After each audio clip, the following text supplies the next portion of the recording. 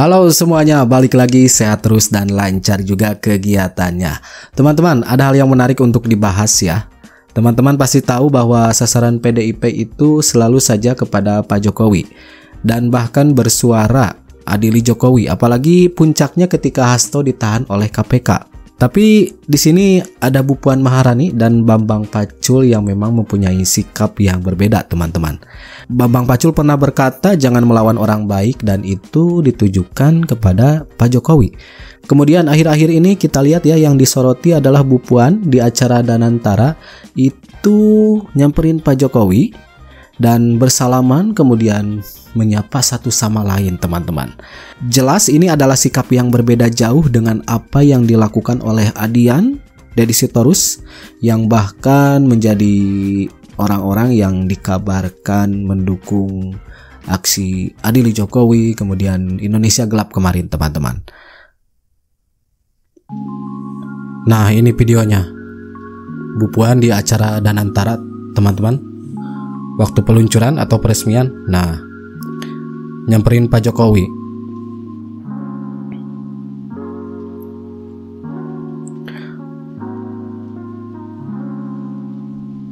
Bahkan Bambang Pacul ya menyapa Mas Gibran di sini, nggak tahu ngomong apa karena ini dari kejauhan, teman-teman. Nah, lihat momennya.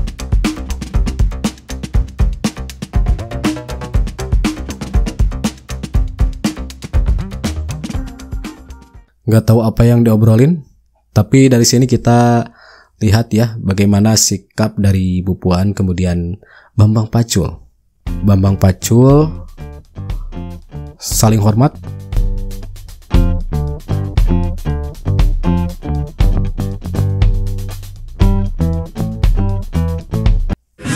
Ini di acara Demokrat ya, teman-teman. Korea menggema. Di penutupan Kongres Partai Demokrat ada Bambang Pacul, ada Puan Maharani. Mengenai sikap Bu Megawati, kita tahu sendiri ya banyak yang menyayangkan sikap dari Bu Megawati yang menginstruksikan kadernya yang menjadi kepala daerah untuk menunda retreat, teman-teman. Dan ini memang dibahas ya di sini oleh Pak Laksamana Soekardi mengenai sikap Bu Megawati mengenai PDIP dan yang lainnya. Intinya berhubungan dengan PDI Perjuangan, teman-teman. Hak prerogatif. Hak prerogatif ketua umum ya. Ketua umum itu berlawanan dengan ajaran Bung Karno. Memilih calon presiden terserah tergantung seorang diri. Padahal Bung Karno mengajarkan musyawarah untuk mufakat. Tidak ada itu hak prerogatif. Jadi saya juga sebagai orang yang berdarah-darah ya mengorbankan banyak waktu saya muda dan uang dan lain sebagainya, itu agak sedih juga melihat arah PDIP seperti ini. Megawati berhasil mempertahankan kursi ketua umumnya, tapi PDIP tidak berhasil ikut membangun negara dan bangsa dalam hal demokrasi, dalam hal ekonomi dan lain sebagainya. Bahkan tidak ikut membangun tradisi demokrasi di dalam partainya sendiri. Itu ya? yang penting karena kan partai itu dianggap pilar demokrasi. Ya. Apalagi sekarang menuduh-nuduh mungkin mantan Presiden Jokowi ya, bahwa memperlemah KPK. Ya, itu ininya videonya Hasto kan? Betul. Sekarang yang membuat undang-undang siapa? Yang memiliki hak legislasi siapa? Kan DPR. Ketua DPR siapa? Dari PDIP kan. Dan juga kalau tidak setuju bisa mengatakan saya tidak setuju ini. Kalau yang lain setuju, dia sendiri tidak setuju dan kurang suara, minder haes nota aja atau dissenting opinion. Kasih lihat aku nggak setuju nih. Kok dulu diam-diam aja, apalagi katanya pernah tidak setuju untuk 3 periode ya. Kenapa ini tidak diterapkan gitu loh. Itu kan benar apa enggak saya juga nggak tahu. Tapi kenyataan strukturnya ya begitu. Jadi DPR itu memiliki kekuasaan legislasi yang luar biasa. Memilih ketua KPK. Kalau tidak setuju dengan ketua KPK yang sekarang, kan fit and proper test bilang saya tidak setuju, tolong nggak balikin lagi aja, ganti aja. Ya kan itu kan Kenapa ada fit and proper test, ada pemilihan di DPR? Karena dia diberikan kekuasaan juga gotong royong bersama-sama. Jangan setelah mereka dirugikan menuduh-nuduh orang, ini orangnya ini orangnya ini. Padahal semua itu gotong royong sesuai dengan ajaran Bung Karno, demokrasi kita. Seleksi dilakukan presiden, fit and proper test dilakukan oleh DPR, pemilihan pun oleh DPR. Yang memiliki kursi banyak akan dapat jatah ketuanya, yang lain wakil ketua. Itu sudah biasa, tapi hak-hak kekuasaan itu juga harus disertai oleh tanggung jawab. Ya. Jadi memang saya kira kasus Hasto ini sangat menarik lah. Ya, kita lihat nanti perkembangannya seperti apa. Ya. Nah itu Bang, yang terkait soal tadi itu ya, ajaran Bung Karno. Kan retreat ini kan bagian dari manifestasi lah ya, gotong royong apa, ternyata kok malah Bu Mega melalui surat instruksinya itu kok kayak menyerukan pembangkangan gitu ya, insubordinasi. Ini kan sebenarnya juga menunjukkan cara pandang Bu Mega terhadap kadernya yang menjadi kepala daerah atau bahkan menjadi presiden. Ini kan masih cara pandang lama, Bang. Jadi presiden kan disebut petugas partai, ya kan. Terus sekarang kepala daerah seakan-akan bisa diintervensi begitu aja. Masih ada garis komando dari Bu Mega sebagai ketum kepada kepala daerah untuk nggak usah ikut retreat gitu. Jadi kayak semacam menunjuk, kayak tadi yang Bang Laks bilang, ini kayak saya nggak tahu apakah menggertak atau apa Pak Prabowo gitu ya.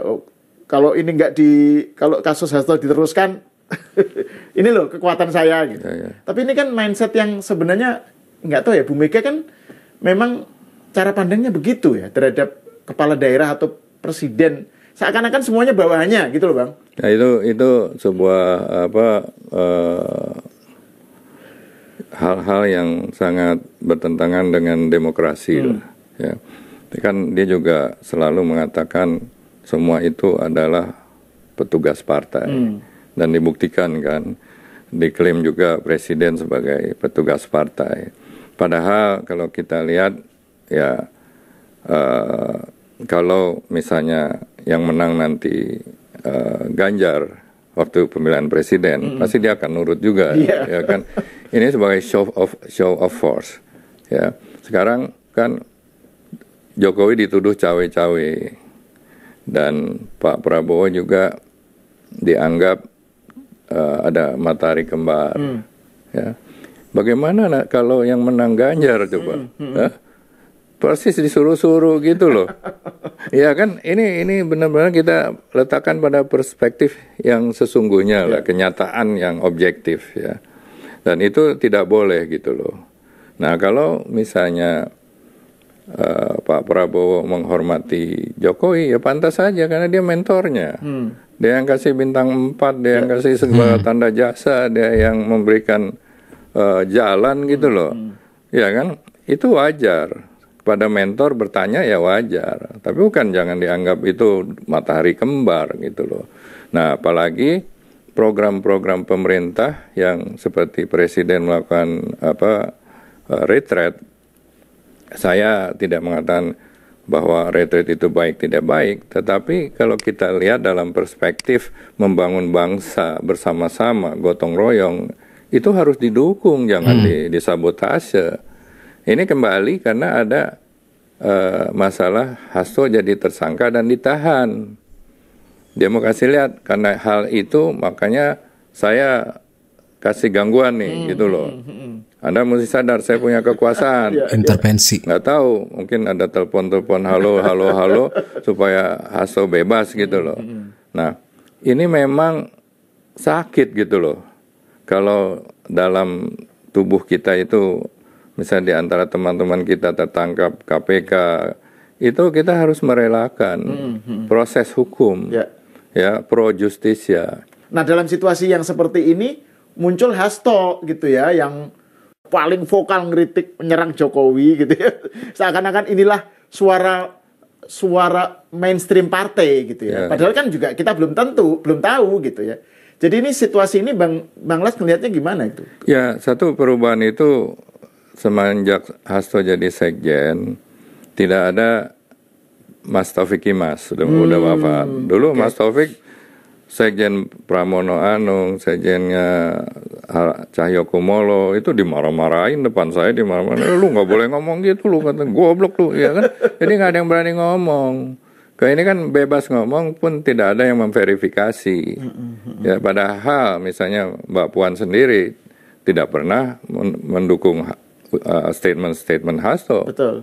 Jadi memang itu sebuah hal yang wajar lah di dalam organisasi ada persaingan-persaingan. Cuman karena Mbak Mega itu terlalu lama sehingga sekarang adalah kader-kadernya yang saya juga banyak tidak kenal, banyak yang baru, tidak pernah ikut atau belajar mengenai perjuangan, elan perjuangannya. Jadi selalu tutup burung, ngege gitu loh. Di depan Ibu Mega nggak ada yang berani melawan gitu loh. Karena dianggap ini sendiko dawu. Sendiko dawu itu karena punya hak prerogatif tadi itu. Itulah.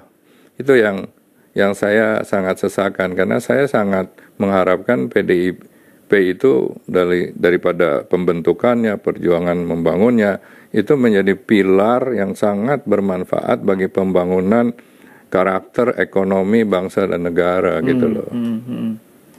Jadi ya saya kira sangat menarik melihat kenyataan-kenyataan yang drama-drama politik terakhir seperti ini. Kita melihat dengan perspektif dari awal sampai akhir gitu loh. Melihatnya dalam bukan dalam snapshot gitu ya. Iya, motion pictures. Iya kan? Ya tadi Bang Laks menyebut soal Mbak Puan gitu. Mbak Puan kan hubungannya dengan Pak Jokowi, dengan Pak Prabowo kan masih biasa-biasa aja. Kemarin acara Danantara juga datang gitu ya. Nah, Mbak Puan ini mewakili satu faksi kan di dalam PDIP. Faksi pragmatis. Faksi pragmatis yang akomodatif dan seterusnya. Nah, menurut Bang Laks dengan situasi yang sekarang ini dialami Hasto gimana ininya tuh ke depan? Saya kira ya Mbak Puan itu adalah salah satu, hanya satu-satunya mungkin orang di PDIP yang bisa marah-marah sama ibunya. Kalau yang lain tidak. Jadi sebagai anak ya. Itu posisi Mbak Puan. Nah, posisi kesekjenan itu bukannya indispensable, tidak bisa diganti. Yang antri udah banyak Mas, ya kan? Jadi itu banyak yang bersyukur juga gitu loh. Nah, mungkin Mbak Puan juga punya orangnya sendiri nanti untuk menggantikan itu. Jadi kecuali ketua umum yang punya hak prerogatif, yang lainnya mudah diganti. Dan juga kan betapapun di PDIP itu kan ada juga para pendukung Jokowi yang masih eksis di situ ya. Itu kan juga ya mereka mungkin nggak bersuara sekarang, tetapi kan fakta bahwa misalnya di kalangan PDIP kader-kadernya juga banyak yang masih simpati dengan Jokowi, itu kan menunjukkan ada dinamika yang pasti akan seru itu. Ya itu ada benar-benar ada aliran-aliran dinamika friksi-friksi yang wajar lah dalam organisasi, apalagi organisasi politik ya. Dan juga PDIP sudah berkuasa bersama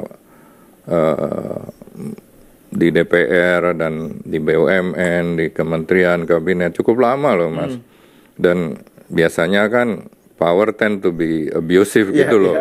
Sudah yang kemarin kan saya bilang kalau mau jadi oposisi harus mandi junub dulu kan supaya bersih-bersih diri lah.